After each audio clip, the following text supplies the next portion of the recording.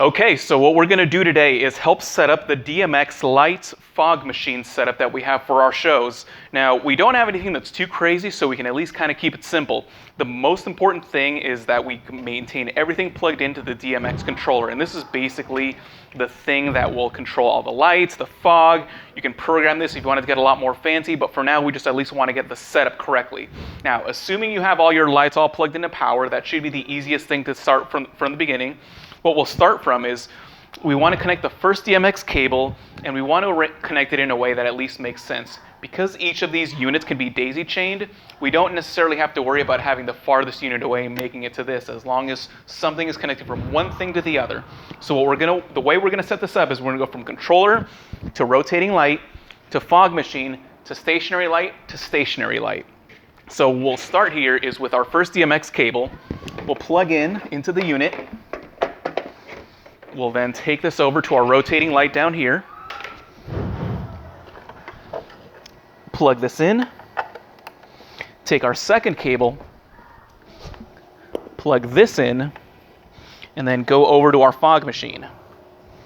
We'll then take our next cable, plug this into the unit, then we'll come right down this way and untangle our cables first.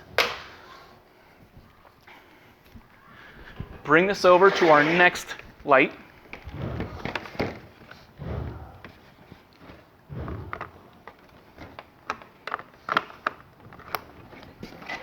We'll then take our next cable, our final cable,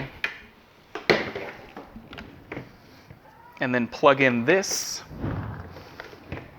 into our last light. And that's pretty much the setup. In some cases, we'll need to think of how you want your ring entrance to be or how you want these arranged. In this case, this is pretty simple. We don't have anything too fancy. So this is pretty much what we need to get going. You don't need this huge number of cables. Anything about this length will be all you need. Here we go. So what we're going to do now is program each of our lights and fog machines so that way that they will correspond to each of our settings down here to our DMX controller. So the first thing we did, and just to make it easier to show, is we brought up the rotating light up here. Now we set this to, and this is just how we have it set up. You might have it set up in a different way, but in our case, we have it set up to the first channel, and you'll need to usually, mess around with the menu and look for the address is basically what you care about. And so in this case, we look for the address on the menu and we come up to channel 1. So that means that channel 1 will correspond to the first channel on the DMX controller. So whenever I move it over here, this will correspond, each of these actions will correspond to something on the light. And so obviously if I switch over to second thing, nothing will happen because that's programmed to another unit. So that's basically how we have this set up in this case. And that's, and Robert, that is, okay, what channel is it? So in this case, because this is channel 1, we have it set up to the first bank in the first page of corresponding channels. So most DMX is always running from a 0 through 16. So you kind of need to do generally, unless you're running this massive operation, you don't really need to do too much math in your head. In this case, you just need to know that channel 1 corresponds to the first bank, and we have the first page here. So that way, we can just see that we have 1, 1, and then that corresponds to that.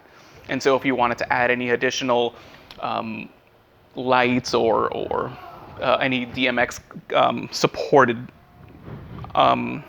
units, we can at least add them into let's say to channel 9. So if we were to do the same thing here, let's say we were going to go to, I accidentally reset it, so we might want to stop right here, the video. So let's say we wanted to move this up to the next page. So what we would do is we would take this address and move this up to number 9. So now if we come up here, if I do this, I need to set that.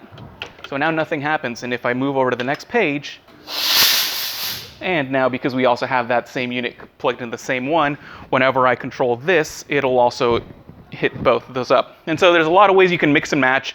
In our case, we like to have each of these individual units on different channels. So that way we can do our different things, and that way we don't have a different situation where we have fog machine corresponding to our rotation on the light. For the fog machine, we programmed it to the 9th channel in the unit. So that way, because the rotating light is programmed to channel 1, whenever we want to switch over, all we really have to do here is switch between the pages. So page 1, unit 1 is on the light. We switch pages, and then all of a sudden, we get our fog machine going. So that keeps that unit on that one. And then if we ever want to switch back, we get our light back on, and then we can do all this cool lighting setup over here.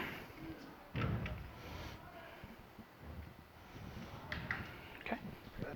So the final piece of our setup are these stationary lights, and these aren't too fancy. One thing to take into account is with these units, you can actually start changing the settings by hitting the buttons, and those will change immediately.